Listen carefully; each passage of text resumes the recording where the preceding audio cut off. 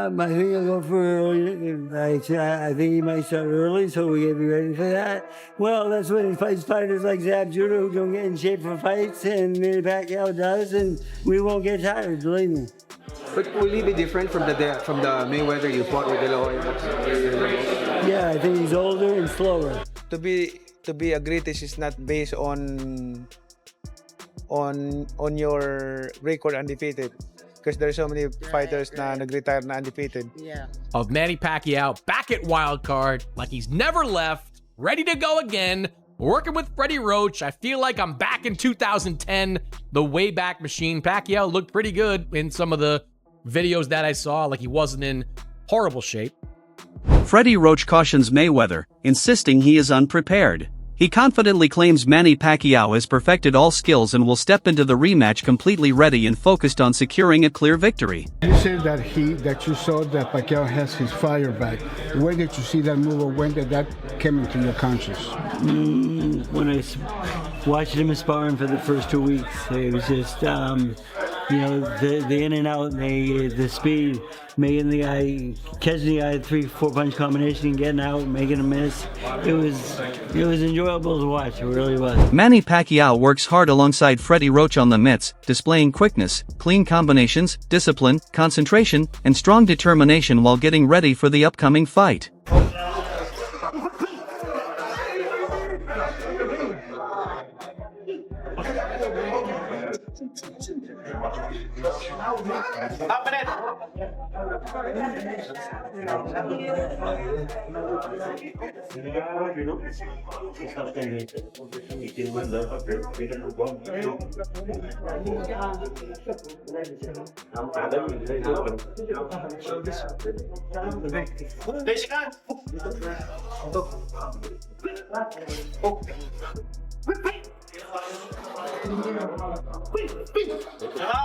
Manny Pacquiao boldly declares that he intends to give Floyd Mayweather the first defeat of his career, with the goal of ending his flawless 50-0 record. Ano kaya advantage mo? God willing, mag-ano tayo, mag-isay natin mabuti. Okay. Paghandaan na natin mabuti para magandang laban na may pakita natin. Freddie Roach looks back on the opening bout, noting that Floyd Mayweather dictated the pace, while Manny Pacquiao was older, not as sharp, and well below his peak form. More fire. I don't know, you think about that it got to that point, and Floyd played the game, he played the waiting game, and he won. Yes. He got paid, he got Pacquiao at an age where he knew that his punches weren't going to hurt him, yes. He could avoid them, and it was an older fighter. It was, and when Pacquiao fought his last fight in Australia, after the fight, I said, Manny, I said, you know what? I says, I think being a senator and being a fighter at the same time is like maybe a little bit too much, because I said, it's hard enough being a world champion fighter, or it might be just as hard being a senator. But I says, I think that you should strongly think about giving one of those up for now and choose the one that you like best. And he has not spoke to me since then. Manny Pacquiao states that an unbeaten record does not determine greatness, pointing to his 8-division championship as a unique accomplishment unmatched in boxing history. At least ako, I can claim na first 8 different division, yes. Which is the hardest accomplishment na in boxing. And the only one. The only one. Division. First, diba? Yung kumbaga, that's the hardest accomplishment in boxing ma-achieve. And also, yung blessings ng Panginoon na naging champion ako in 4 different decades. Do you imagine that?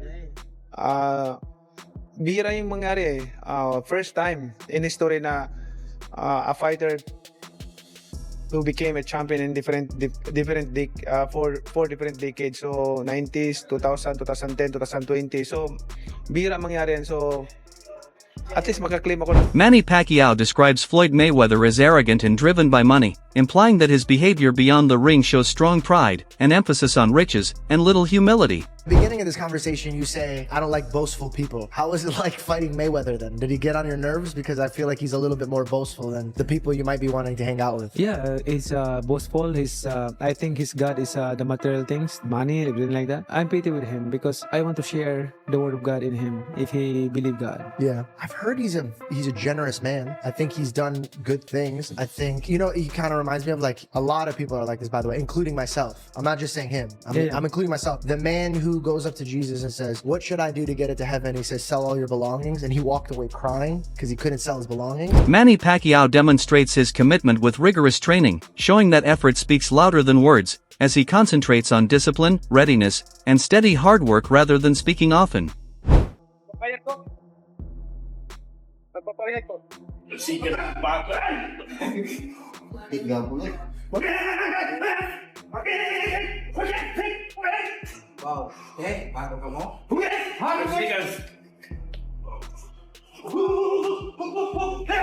Dan Patrick raises doubts about the need for a Mayweather-Pacquiao rematch, pointing out that audience interest might not be as high as expected despite the huge history shared by the two legendary boxers. Floyd Mayweather's a boring fighter. I mean, you know, the presentation is flashy, but he's a defense-first fighter. There's nothing to, when you watch him, you go, oh, okay, didn't get hit again, and he didn't get hit again. You know, tactically, he's brilliant, but not exciting. So, hey, if you sign up for it, go get him. Must be, it'll be September, so maybe it's a slow night for you, and you go, well, maybe I'll just buy this fight. Let me see these two guys lean on each other. But I don't know if this has to do, you know, boxers never retire. Sugar Ray Leonard told me this when I went to his first retirement in Baltimore, and he talked about fighters never retire. The phone stops ringing. Roy Jones Jr. expresses strong respect when talking about Manny Pacquiao and his exceptional talent in the ring. He explains that Pacquiao's true advantage is not just power, but his non-stop movement and unpredictable timing. Jones notes that he rarely stays in one place, making him hard to hit cleanly. His footwork and shifting angles create unexpected attacks, leaving opponents struggling to react. Each move is calculated and connects smoothly to the next. This constant motion forces hesitation, and even brief hesitation can decide a fight. To get a victory. Now guys don't do that. Pac-Man, fortunately, is one of those guys who knows how to use the ring. So he don't stand in just one place and fight. With that being said, if his legs can hold up for 12 rounds, he's the guy to do it. Jones adds that Pacquiao blends speed with sharp awareness, quickly reading opponents and adapting instantly. This skill keeps him ahead, shifting from defense to attack in moments. He believes Pacquiao's agility is both physical and mental, helping him adjust under pressure, making him a truly dangerous and memorable fighter. He did. That's what I'm saying. Wait, stop. What's the guy named in the wheelchair right now? Paul Williams. He could have fought him. I don't think he would have beat. I ain't say that. I said he could have fought him though. And you don't think, hey, in my opinion, the only person that really had a chance in his weight class back then was Amir Khan. He wasn't touching Amir Khan. That time Amir had two good feet. He wasn't fighting Amir Khan. Amir was calling him out for years. He wasn't fighting Amir Khan. Amir Khan had two good feet. I already know this. I just don't think he would have beat Floyd. I ain't saying you don't know. He was young, he was fast, he was knocking people out. You don't understand boxing like I do though. Floyd, who Floyd was knocking out? Besides Pac. Besides that time, nobody. That's it. Yeah, so if you ain't knocking people out, how you got to catch Khan and knock him out. And you got to get out that shoulder, you got to chase Khan. Dan Patrick offers a measured and slightly critical view on a potential rematch between Floyd Mayweather Jr. and Manny Pacquiao. He questions whether genuine fan demand exists or if other factors are pushing the idea forward. With a touch of humor, he remarks that boxing appears ready to bring back retired icons, referencing figures like Tommy Hearns, Marvin Hagler, and Mike Tyson. His comments suggest concern that the sport may depend too heavily on past fame instead of new talent, while also implying that financial incentives could be a major driving force. But, you know, maybe, you know, financial issues could be affecting one or both of these fighters, and that's why you're doing it.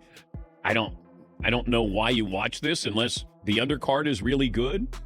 Maybe the novelty of being in that building, having a boxing match in the Sphere, but it's real. It's real. Does Conor McGregor get the winner of this fight? I mean, now, if Conor McGregor got to do MMA against Floyd, now that would be fun. That would have been interesting. But it's like, and then do one of the brothers, what are their names? The Paul brothers, do they get to fight somebody? I mean, is this where boxing is? Yes. How did we? Patrick also doubts the entertainment value, suggesting viewers may be drawn more to the spectacle than the competition. He notes the original fight's success but questions if a repeat would feel genuine, challenging whether boxing is progressing or revisiting the past. A brilliant businessman, but you start to read articles of, he's got things in foreclosure, and I can't imagine that you would lose Mike Tyson did. But then, we had people stealing right in front of him. That was the difference here. But with Floyd, I thought Floyd was like a Darrell Revis kind of businessman. So if he's coming back because he needs money, that is sad. Yes, Todd. How much money, and I don't understand the financial part of how they get millions of dollars to have these fights that supposedly are kind of ridiculous and it's like an exhibition nobody wants to see. How much of that money is based on who goes to the fight and as far as people that are buying pay-per-view? What if so many people decided, I'm not going to the fight, I'm not going to watch it on pay-per-view, they're still going to get millions of dollars? There's still enough money out there to pay these guys crazy money. Chris Mannix offers a reflective take on Manny Pacquiao reuniting with Freddie Roach, calling it a nostalgic moment for fans. He says it recalls their dominant years together. However, Mannix advises caution when judging Pacquiao from brief training footage, noting that short clips can make anyone appear impressive. He references examples like Mike Tyson looking powerful in quick videos, explaining that such moments can be misleading and don't necessarily reflect true fight readiness. Look, I can post a video and look good for 10 seconds right now, just like when Mike Tyson looked like when he was promoting the Jake Paul fight. You writers and you guys with the non-boxing, I need to get those videos out of your head because they're just clips. Anyone could look good for that long. I can train you to look good for 10 seconds. It'll be pretty hard, but I can train you to look good for 10 seconds on video. So don't worry about that. Look, Bob Arum knows what he's talking about because it's the legs that's gonna get to Pacquiao, not the power, not the explosive speed. It in front of a heavy bag, but whenever you're in front of an opponent and he's going to be moving around, it's the legs that are going to fail you. They're going to betray you. The power's not going to betray you. That lasts until the very end. His punch resistance, that's not going to betray him because that never goes. Speed, and it's because you rely on your legs. That's the thing that goes at age. So at 46 years old, Manny Pacquiao is not going to have zero. Reflecting ideas often linked to Bob Arum, he notes that aging impacts a boxer's legs before power or durability. Movement, balance, and stamina fade first, especially for someone like Pacquiao who depends on footwork.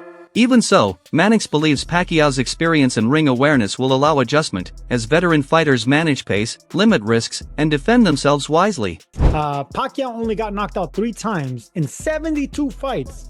2 of those were in the 90s before you and I even knew him, and 1 time against Marquez, it was a 1-punch knockout. Those really don't take away from your career and your longevity. It was 1-punch knockouts. It's the beatdowns over a long period of time, for 10, 12, 11, 11 rounds. Those are the ones that catch up to you. Those are the ones that actually slow you down and are detrimental to your health. 1-punch knockouts, you can get past those. Early knockouts that are way back in the rearview mirror, you can. Timothy Bradley presents a balanced view on the upcoming bout between Floyd Mayweather Jr. and Manny Pacquiao. He recognizes that some critics question its timing and relevance, yet it still draws major global attention. Bradley explains that matchups like this carry deep history and legacy, which naturally attract interest. While fans may debate whether it comes too late, the stature of both fighters continues to command respect and curiosity, keeping the spotlight firmly on them. Because he needs money, that's why. All the rumors are true. It's a sad thing, but it is what it is. But it is what it is. And one more thing. Mayweather, if Mayweather didn't believe that he can beat Manny Pacquiao, he wouldn't be in the ring with him. Yeah, Mr. Sensitive. I love Mayweather, but let's keep it a buck. Oh, he's sensitive as hell. Not only is he sensitive, the man, he's insecure like hell. He's insecure, and he got to have a leg up on. And he saw the Barrios fight, and Barrios just got smashed by Ryan Garcia. And then now, he like, Barrios is all right. I'm better than Barrios. Shit, even though I'm damn near 50, I'm still better than Barrios. My experience, my hand speed, I take care of myself. I had some exhibitions. I know I can still do it. He adds that both Mayweather and Pacquiao recognize the pressure, with their reputations constantly judged. Even late in their careers, their skill, experience, and ring awareness still matter. Bradley sees the fight as answering expectations, and regardless of criticism, it continues to spark discussion worldwide. That's what he's thinking. You're like, I still can do this. I can beat Manny Pacquiao. I saw what Barrios did to him. So that's the reason why this fight is happening. The rumors are damn true.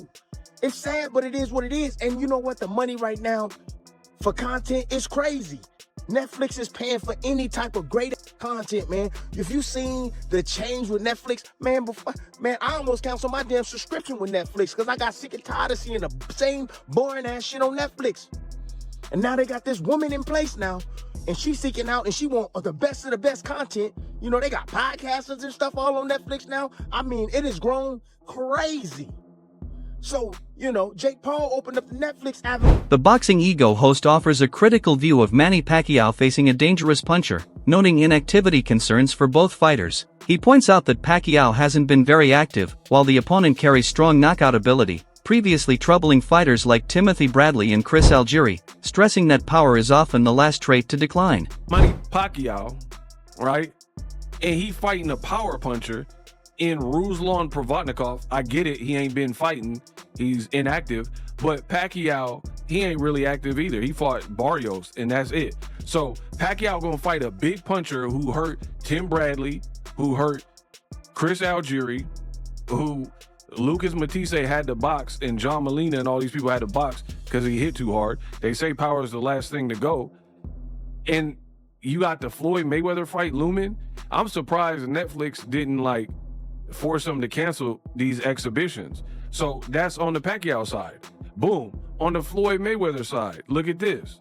Floyd Mayweather, keep in mind, the Pacquiao Maypac 2 ain't till 7. He explains that the matchup carries significant risk, especially for an older fighter returning after limited recent action. While Pacquiao still has experience and skill, facing a heavy puncher remains dangerous. He then questions Floyd Mayweather Jr.'s ongoing exhibition bouts, expressing doubt about the quality of opposition. Some matchups, he suggests, lack credibility and appear more like entertainment than real competition. Overall, he offers a skeptical perspective, indicating these events may be driven more by financial and entertainment factors than genuine sporting necessity. Floyd, it says Battle of the Legends, Floyd Money Mayweather versus Mike Zimbides. 180 fights, 158 wins, 87 knockouts. I don't even know who this is, bro.